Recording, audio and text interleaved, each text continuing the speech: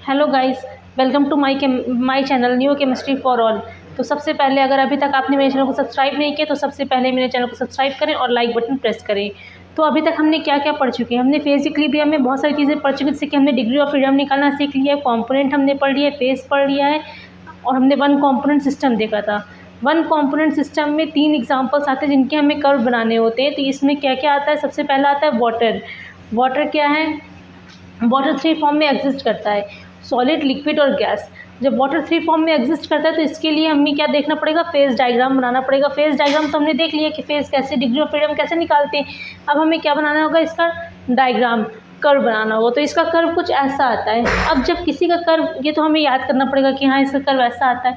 अब ठीक है, कर्व तो आ गया है।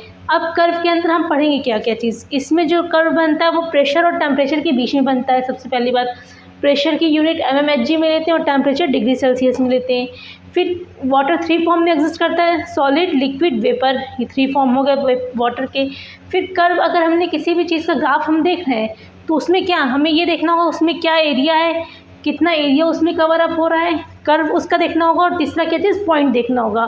तो सबसे पहले 3 एरिया है यहाँ पे, AOB जहाँ पे क्या है, वेपर फेज है। फिर AOC यहाँ पे लिक्विड फेज है। फिर BOC यहाँ पे कौन सा फेज है, सॉलिड फेज है। यहाँ पे 3 फेज है अलग अलग। अब हम अगर खाली एरिया AOB की बात करें, AOB, तो यहाँ पे कंपोनेंट कितना होगा, 1 ही कंपोनेंट है, क्योंकि हमें पता है वाटर कैसा है, 1 कंपोनेंट सिस्टम है। तो जब वाटर 1 कंपोनेंट सिस्टम है तो यहाँ पे कंपोनेंट कितने होंगे, 1। और हमें फेज कितना दिख रहा है, वेपर एक ही फेज है, तो कंपोनेंट भी 1, फेज भी 1। डिग्री ऑफ फ्रीडम का फॉर्मूला क्या था, F = C - P + 2। C हमें पता है 1 है, C हमें पता है 1 है, और फेज भी 1 है। तो C - P की जगह पे क्या लिखेंगे, 1 - 1 + 2। तो यहाँ पे डिग्री ऑफ फ्रीडम कितना आया, 2। यहाँ पे डिग्री ऑफ फ्रीडम 2 आने से मतलब क्या है, अगर हम किसी भी कर्व को बना रहे हैं, किसी भी इसको अब अगर हमें डिफ़ाइन करना है तो यहाँ पे क्या, कितना, 2 चीज़ें होनी ज़रूरी है किसी पॉइंट को डिफ़ाइन करने के लिए। तो 2 पॉइंट चीज़ें कौन कौन सी, प्रेशर और टेम्परेचर हमें चाहिए किसी कर्व को डिफ़ाइन करने के लिए, किसी एरिया को डिफ़ाइन करने के लिए, बाईवेलेंट है। फिर अब हम देखते हैं कर्व की बात। कर्व क्या है, एक OA कर्व है, एक OC कर्व है और एक OB कर्व है। कर्व में हो क्या रहा है, सॉलिड, लिक्विड, वेपर।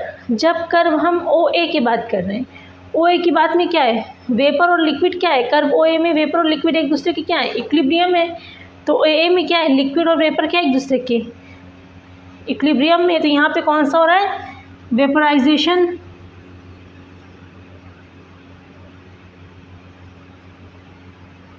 अब हम कर्व OB की बात करें, OB में क्या है, सॉलिड और वेपर एक दूसरे के इक्विलिब्रियम में है। और जब सॉलिड और वेपर एक दूसरे के इक्विलिब्रियम में होते हैं तो वहाँ पे कौन सा प्रोसेस होता है, सब्लिमेशन। सब्लिमेशन का एक एग्जांपल हम लोग डेली लाइफ में देखते हैं, कैम्फर, काफूर की गोली, अगर उसको हम रख देते धूप में तो वो अपने आप उड़ जाती है, सॉलिड से डायरेक्ट वेपर में कन्वर्ट होती है। तो ये किसका एग्जाम्पल हो गई, सब्लिमेशन का। फिर कर्व OC की बात करें, OC के बीच में क्या है, सॉलिड और लिक्विड एक दूसरे के इक्विलिब्रियम में। और जब सॉलिड और लिक्विड एक दूसरे के इक्विलिब्रियम में होता है तो क्या होता है, ये फ्यूजन। तो ये 3 फेज हमने तो कर्व की बात कर ली, एरिया की बात कर ली। इस एरिया में वेपर था, ऊपर वाले एरिया में लिक्विड, नीचे वाले एरिया में सॉलिड। यहाँ पे अब हम देख रहे हैं एक पॉइंट ऐसा है जहाँ पे ये तीनों मीट कर रहे हैं। तो जहाँ पे सॉलिड, लिक्विड और वेपर तीनों मीट करते हैं वो कौन सा होता है, ट्रिपल पॉइंट। इसको क्या कहते हैं, ट्रिपल पॉइंट। इसको क्या कहते हैं, O is the triple point. O triple point है। ट्रिपल पॉइंट का मतलब क्या हुआ, solid is equilibrium to liquid is equilibrium to gas. अब अगर solid is equilibrium to liquid और गैस है तो यहाँ पे डिग्री ऑफ फ्रीडम निकालने का तरीका क्या है, F = C - P + 2। C कितना है, नंबर ऑफ कॉन्स्टिट्यूएंट्स कितने हैं, 3, इक्विलिब्रियम कंडीशन 2, तो C कितना आया, 1, C1 आया। फेज कितने हैं, 1 2 3, सॉलिड, लिक्विड, गैस, 3 फेजेस हैं। तो 3 - 2, यहाँ पे सॉरी, हाँ ये लिखा तो है, F = C - P + 2। C कितना है, कॉम्पोनेंट कितना है, 1, -3 + 2, तो यहाँ पे डिग्री ऑफ फ्रीडम कितना आया 0, मतलब ये क्या है नॉन वेरिएंट है। क्या है ये नॉन वेरिएंट है। अब यहाँ पे ग्राफ में एक चीज़ और हमें देखने को मिलती है, यहाँ पे ओ बी तो ठीक है सॉलिड का था, लेकिन यहाँ पे ओ बी डैश आया है। ओ बी डैश क्या कह रहा है कि कुछ सॉलिड ऐसे होते हैं, कुछ लिक्विड ऐसे होते हैं जो कि सॉलिड में कन्वर्ट हुए बिना पहले फ्रीजिंग बिलो अपने फ्रीजिंग पॉइंट से बिलो में ही वो एकदम चिलिंग शो करते हैं और वहाँ पे वो सॉलिड में कन्वर्ट नहीं होते हैं। Below it's freezing point it does not convert into solid. तो वहाँ पे वो लिक्विड कैसा कहलाता है सुपर कूल्ड लिक्विड। उसको क्या कहते हैं super cooled liquid. Super cooled liquid का एक एग्जांपल हम अपने घर में देखते हैं, विंडो पेन में जो खिड़की में शीशा लगा होता है वो किसका एग्जांपल होता है सुपर कूल्ड लिक्विड का। फिर इसमें होता क्या है, इसी की वजह से यहाँ पे जो हमने ग्राफ देखा है ओ बी डैश दिखाई देता है।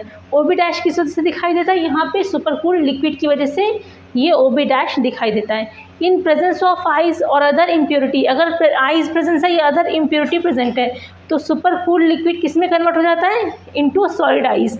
और वहाँ पे जब सॉलिड आइस में कन्वर्ट हो जाता है तो यहाँ पे हमें ओ बी डैश मर्ज कर जाता है ओ बी के साथ। यहाँ पे ये तो हुई कर्व की बात। अब ये सी क्या है, सी क्रिटिकल टेम्परेचर है, सी क्रिटिकल टेम्परेचर हुआ। और पॉइंट ओ पे सॉलिड लिक्विड गैस तीनों इक्विलिब्रियम में कंडीशन में होते हैं। इसके लिए कुछ प्रेशर होगा कुछ टेम्परेचर होगा। तो जो प्रेशर होता है 4.5 mmHg होता है और जो टेम्परेचर होता है 0.0075 डिग्री सेल्सियस। अब हम एक बार फिर देख लेंगे, यहाँ पे कर्व है, फेज डायग्राम है वाटर का, सॉलिड लिक्विड वेपर। क्योंकि जब हम कर्व की बात करते हैं, अगर हमने सिर्फ इसकी बात एरिया की बात करते हैं तो सिर्फ नीचे का, सिर्फ ऊपर का और सिर्फ ऊपर का देखेंगे तो यहाँ पे फेज़ 1 कॉम्पोनेंट V1। और जब हम कर्व की बात करेंगे तो कर्व में क्या हो रहा है, ये दोनों फेज इक्विलिब्रियम में, ये दोनों फेज इक्विलिब्रियम में, इन दोनों फेज इक्विलिब्रियम में, तो यहाँ पे कर्व हो गया। और पॉइंट ओ क्या था, एक ट्रिपल पॉइंट है। ये क्वेश्चन में एग्जाम में डायरेक्टली क्वेश्चन पूछे थे what is triple point. Triple point वो होता है जहाँ पे solid is equilibrium with liquid is equilibrium with vapour, तीनों एक दूसरे के इक्विलिब्रियम में होते हैं। और जब तीनों एक दूसरे के इक्विलिब्रियम में थे तो वहाँ पे कॉम्पोनेंट हमने 1 निकाला है और फेज़ हमें पता है 3 है, सॉलिड लिक्विड गैस 3 फेजेस हैं तो फेज़ 3 है। यहाँ पे डिग्री ऑफ फ्रीडम कितना है 0, मतलब ये क्या है नॉन वेरिएंट है। और यहाँ पे फेज़ डायग्राम ये कितने सिस्टम का है 1 कॉम्पोनेंट सिस्टम का, ये हम फेज़ डायग्राम देख लिए हैं।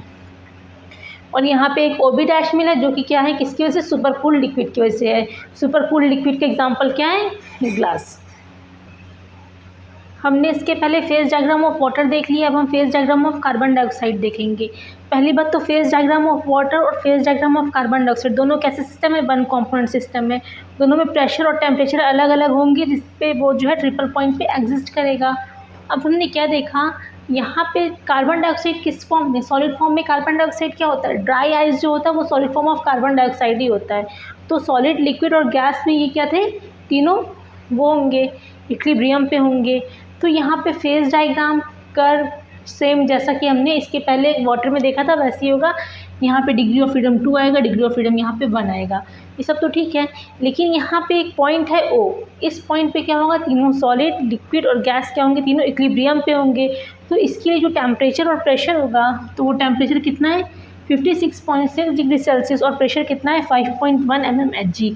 ये प्रेशर और टेम्परेचर हमें याद करना पड़ता है। और इवन यहाँ पे जो ये कर्व है किस किस के बीच में था, प्रेशर और टेम्परेचर, कर्व भी हमें याद करना पड़ेगा। अब हम यहाँ पे क्या देख रहे हैं, सॉलिड लिक्विड और वेपर ये तीनों एक दूसरे के किस में इक्विलिब्रियम में। ट्रिपल पॉइंट का मतलब क्या है, solid is equilibrium with liquid and liquid is equilibrium with gas.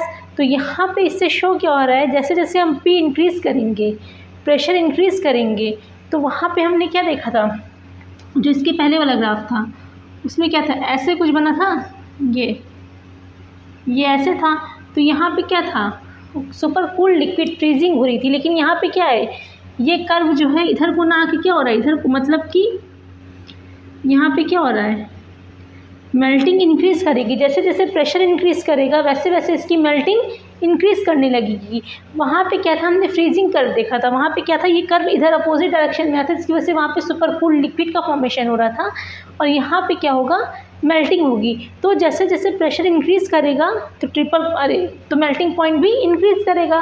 तो इसका क्या मतलब है, यहाँ पर जो dP/dt है, dP/dt मतलब प्रेशर इंक्रीज़ कर रहा है तो मेल्टिंग पॉइंट इंक्रीज़ कर रहा है, तो dP/dt क्या आएगा, पॉजिटिव। लेकिन इसके पहले जो हमने कर्व देखा था वाटर का कर्व, उसमें क्या था, ये ऐसे कुछ कर्व था, ये क्या था, क्रिटिकल टेम्परेचर था। तो यहाँ पे क्या था, यहाँ पे dP/dt पॉजिटिव रहेगा और यहाँ पे dP/dt क्या रहेगा, नेगेटिव। ये याद करने वाली बात है, इसको एकदम दिमाग में डाल लीजिएगा, क्योंकि यहाँ पे फ्रीजिंग हो रही है, बल्कि यहाँ पे क्या हो रहा है, मेल्टिंग हो रही है। जैसे जैसे प्रेशर इंक्रीज़ कर रहा है वैसे वैसे मेल्टिंग हो रही है, तो जिसकी वजह से dP/dt क्या होगा, पॉजिटिव होगा, और यहाँ पे dP/dt नेगेटिव होगा। अब dP/dt कब पॉजिटिव होगा, कब नेगेटिव होगा, इसकी पहले वाली एक क्लास है एप्लीकेशन, जिसमें हमने बताया है एप्लीकेशन ऑफ क्लॉसियस-क्लैपेरॉन इक्वेशन। ये dP/dt कहाँ से आया, क्लॉसियस-क्लैपेरॉन इक्वेशन से ही आया, उसी की एप्लीकेशन पार्ट हम देख रहे हैं। जो फेज डायग्राम में ये एप्लीकेशन पार्ट है क्लॉसियस-क्लैपेरॉन इक्वेशन का, और क्लॉसियस-क्लैपेरॉन इक्वेशन क्या थी, dP/dt डेल एच। ये इसको याद करने का तरीका भी हमने बताया था, पता है हमें, तुम वेजिटेरियन हो। तो ये है क्लॉसियस-क्लैपेरॉन इक्वेशन, dP/dt पॉजिटिव होगा कार्बन डाइऑक्साइड के केस में, क्योंकि वहाँ प्रेशर इंक्रीज़ करेगा तो मेल्टिंग पॉइंट भी इंक्रीज़ कर रहा है। But here in phase diagram of water ऐसा नहीं होता है, क्योंकि यहाँ पे सुपर कूल्ड लिक्विड का फॉर्मेशन होता है, जिसकी वजह से इसको dP/dt क्या था, नेगेटिव था। तो ये तो हो गई फेज डायग्राम की बात, हमने कार्बन डाइऑक्साइड का भी देख लिया, वाटर का भी देख लिया। अब नेक्स्ट हम देखेंगे यूटैक्टिक mixture, congruent mixture, incongruent mixture और यूटैक्टिक मिक्सचर। ये चीज़ें अब हम नेक्स्ट क्लास में देखेंगे।